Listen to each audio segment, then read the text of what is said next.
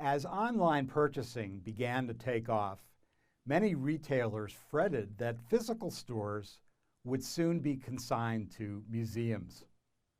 The discussion evolved from determining whether a store should branch into e-commerce to how much time and money to devote to e-commerce versus bricks and mortar, to whether e-commerce activity would cannibalize bricks and mortar sales.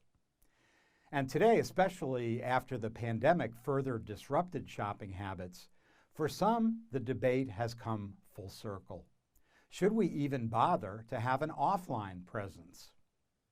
More recently, we've seen the emergence of many pure-play retailers that don't maintain any physical storefronts, such as ASOS, Warby Parker, Birchbox, Zalando in Germany, eBay, and many others.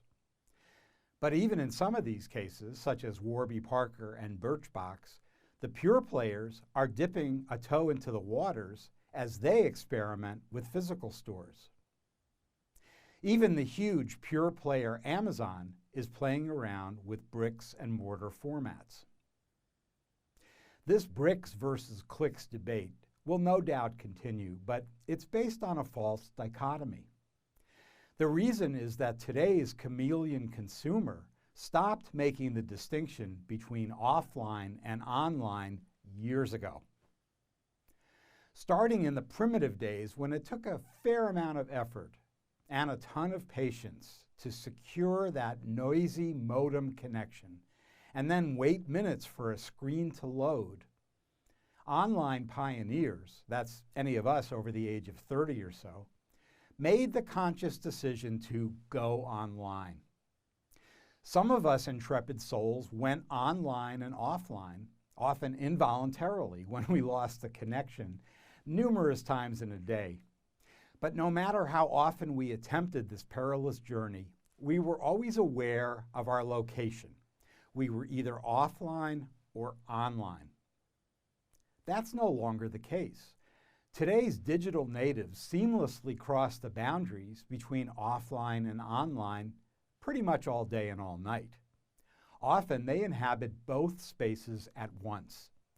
They multitask while they watch TV, post on Facebook, listen to streaming music, and occasionally even do their homework. They don't regard their physical and digital personas as separate identities. In a 2019 survey, roughly half of 18 to 29-year-olds said they go online almost constantly, and about the same number go online multiple times per day. That percentage rose 9 points from just the year before, so you can see where we're heading. And the rest of us still log a respectable amount of time. The average adult devotes almost 2 hours to social media every day, which translates to a total of 5 years and 4 months spent checking your social media posts over a lifetime. But there will always be a role for stores because of the value added they can provide, although our definition of what constitutes a store may change.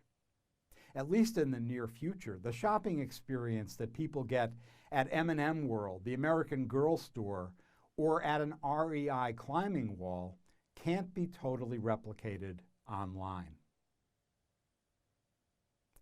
But again, the new hybrid chameleon consumer renders the bricks and mortar versus e-commerce debate obsolete.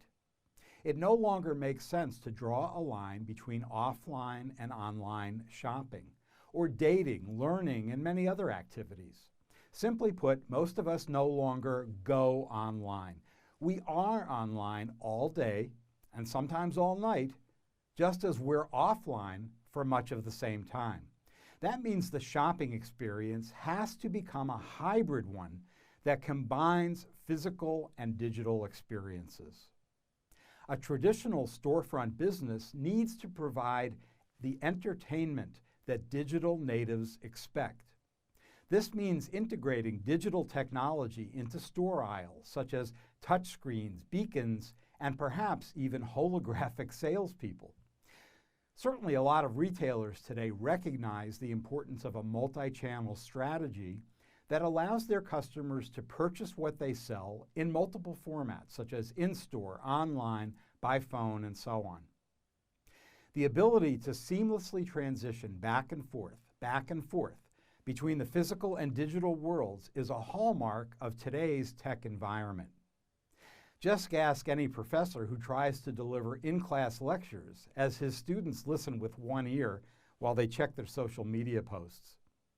Or for that matter, all those people who were introduced to the wonders of Zoom and Google Hangouts during quarantine. Instead of thinking about offline, online as an either-or dichotomy, let's get with the program and paint a more realistic picture. Visualize a consumer who spends a typical day moving in and out of these environments and often existing simultaneously within all of them. Our job is to better understand what these consumer experiences look like and to think carefully about how to deploy our resources to be sure our brand is adequately represented wherever our customer happens to be at any given time. For example, some years ago, Nordstrom ran a promotion in its shoe departments. Employees tagged the merchandise that received the most pins on Pinterest.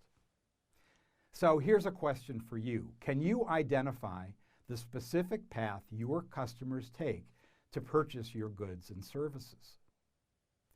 Marketers who want to speak to young people in particular need to be medium agnostic.